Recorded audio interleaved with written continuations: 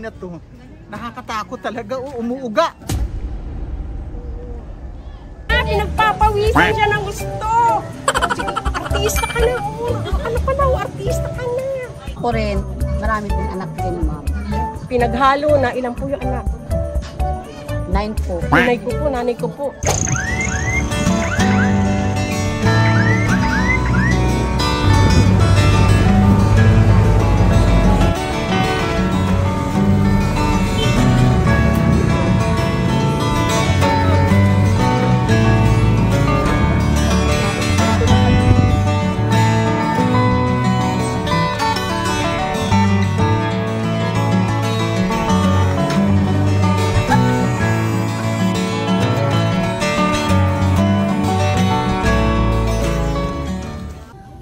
Nandito tayo sa may Taytay Rizal, kung saan, kung natatandaan nyo po, nagkaroon po tayo ng botohan sa page ng Equatorial Guinea, kung saan ay naghahanap po tayo ng susunod natin na bibigyan ng tulong. At kung natatandaan nyo po ay ang nanalo po dun ay yung 3 bata na bibigyan ng kanilang mga kahilingan. Kaya nandito po kami ngayon para sa 3 bata na mabibigyan ng kanilang munting kahilingan. Tara po!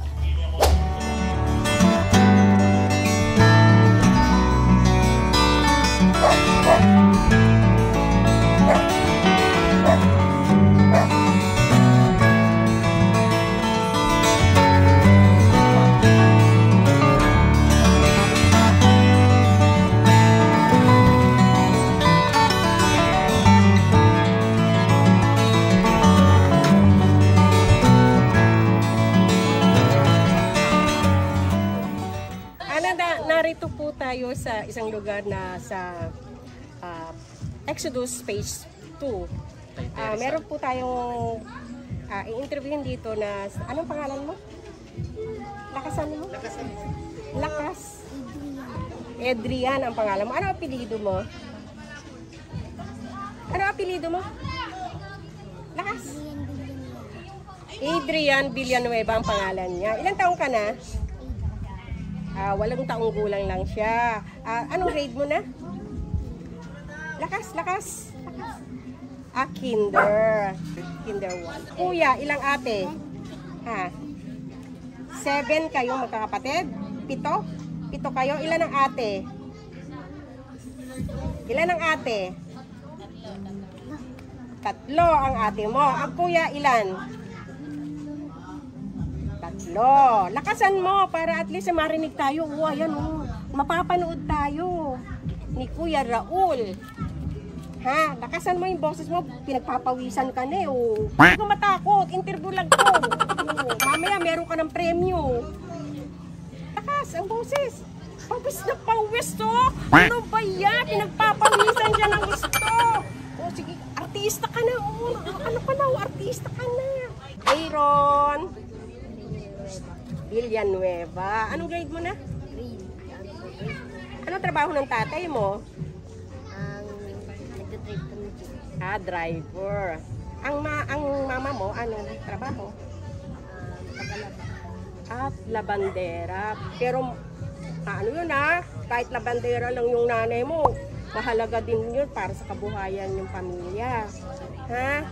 Maging masaya kayo doon sa trabaho ng mga magulang ninyo. Maging kakaila sa iba na labandera lang ang nanay ko, driver lang ang nanay ko. Maging proud kayo na ang mga magulang nyo nagsisikap para sa inyong pamilya. Ilang taon ka na?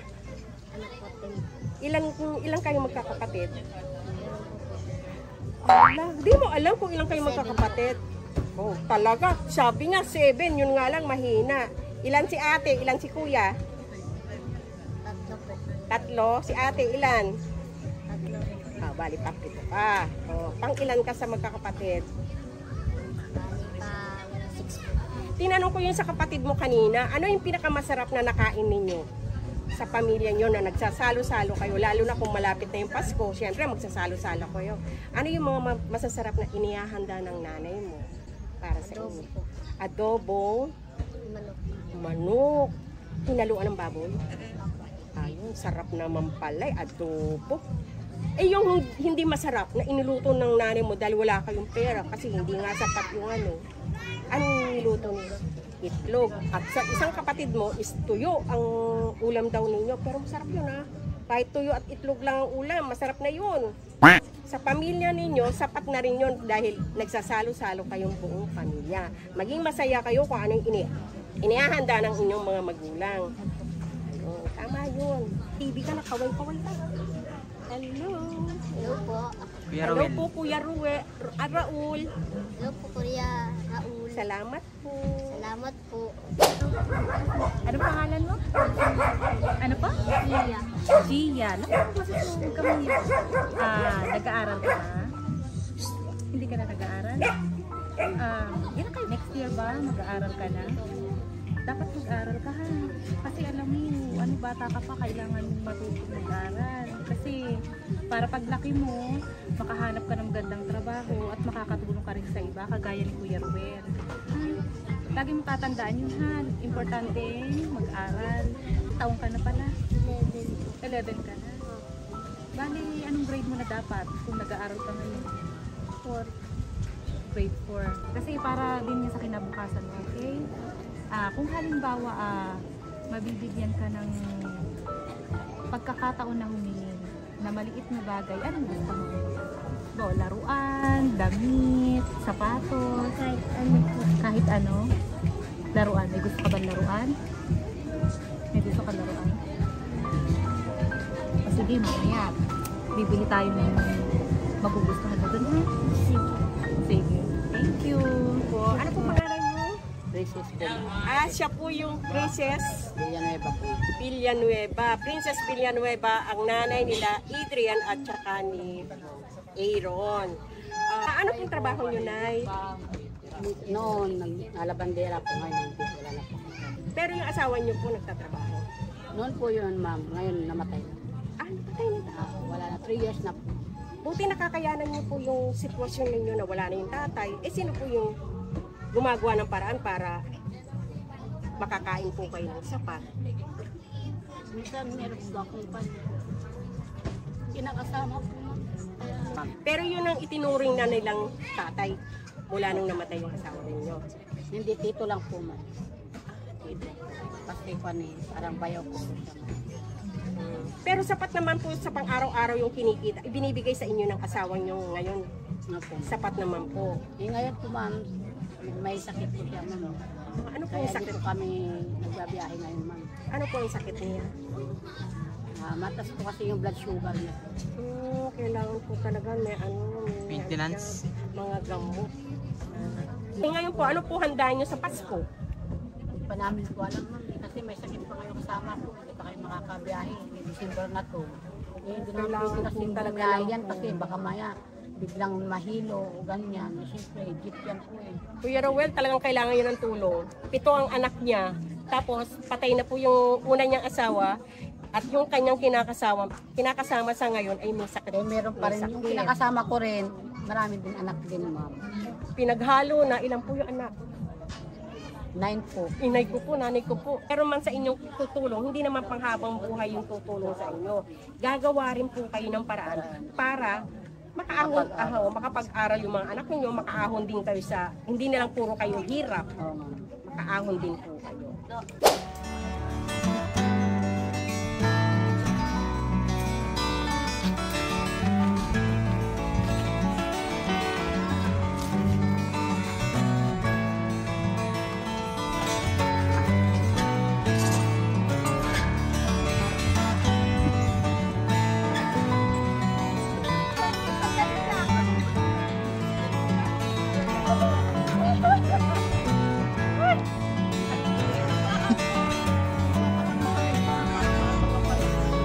Sa gitna.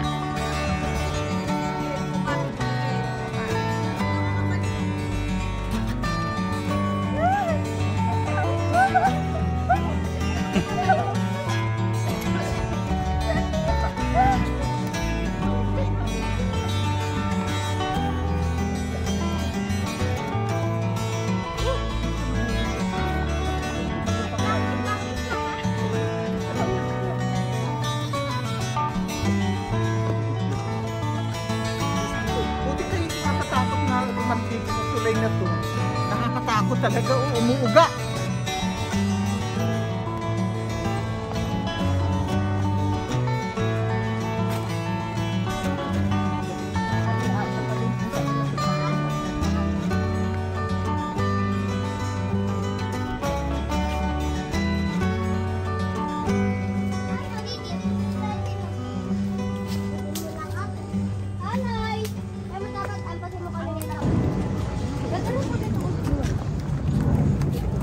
Pwede kaya po, dun, tricycle na lang kami. Kung may tricycle po, dun po, bibitayin po. Sabi lang po, Exodus. Kasi buka na lang po yung...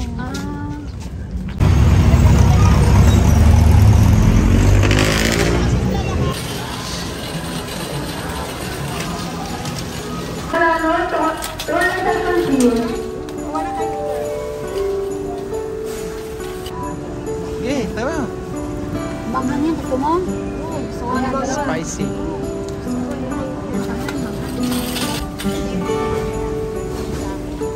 Dito.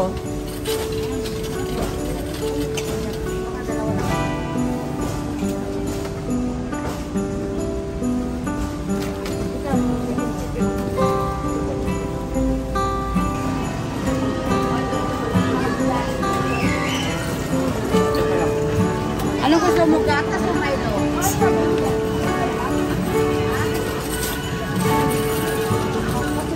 Baka sumobile eh. Kasi may bigas na, magkano na po bigas.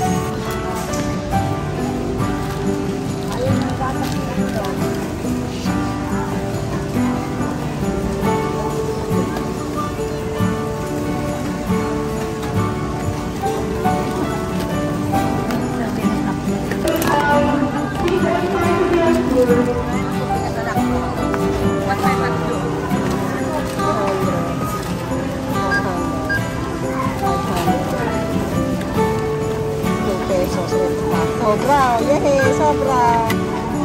Hindi ako. Ito na lang po dito. Yan ay patong na lang. Kamay, kamay.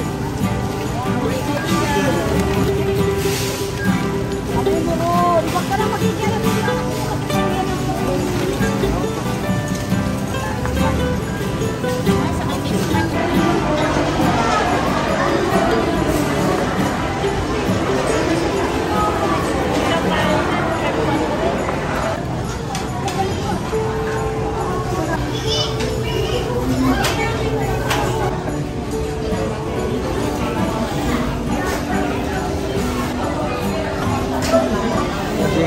Kuya, kain na muna.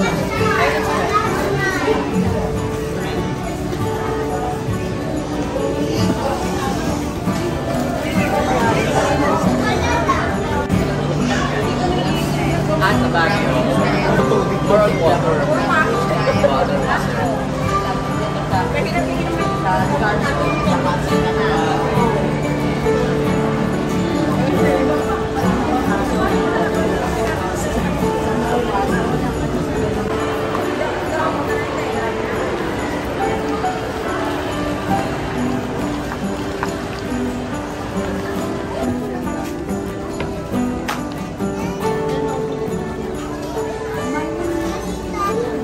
One trip pala.